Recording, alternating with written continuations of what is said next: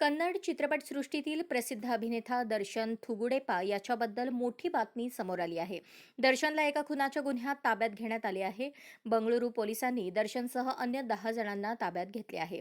चित्रदुर्गातील रेणुका स्वामी नावाच्या व्यक्तीच्या हत्येप्रकरणी आरोपीसोबत अभिनेता दर्शनचा सहभाग समोर आल्याचे पोलिसांचे म्हणणे आहे.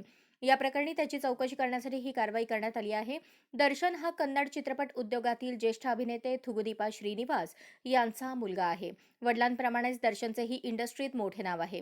त्याने प्रोजेक्शनिस्ट म्हणून आपल्या करिअरची सुरुवात केली होती. त्यानंतर त्याने कॅमेरामनची जबाबदारी स्वीकारली होती. या काळात दर्शनने सिनेमॅटोग्राफ गौरी शंकर यांनाही मदत केली. 1997 मध्ये त्याला महाभारत चित्रपटात सहाय्यक अभिनेत्याची भूमिकेची ऑफर मिळाली होती. त्यानंतर या अभिनेत्याने देवरामगा आणि श्री हरिश्चंद्रसह अनेक चित्रपटांमध्ये काम केले. मात्र त्याला खरी ओळख मॅजेस्टिक या चित्रपटातून मिळाली. सध्या दर्शन हत्येच्या प्रकरणात सहभागी असल्याचा आरोप आहे.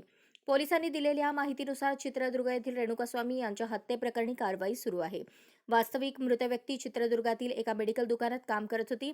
काही लोकांनी मिळून रेणुकास्वामीचे अपहरण केले आणि नंतर या व्यक्तीला शहराच्या पश्चिम भागातील कामाक्षीपाला येथे नेले असा आरोप आहे. येथे त्याची हत्या करण्यात आली. दर्शनसह या प्रकरणी 10 जण अटकेत आहेत. या मर्डर मिस्ट्रीमध्ये 3 महत्त्वाचे रोल आहेत. पहिला रेणुकास्वामी, दुसरे अभिनेता दर्शन आणि तिसरी भूमिका अभिनेत्री पवित्रा गौडा.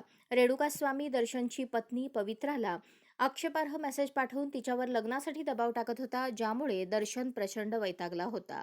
अशाच नवनवीन अपडेटसाठी जनता राज्य न्यूज चॅनलला सबस्क्राईब करा, लाईक करा आणि शेअर करायला विसरू नका.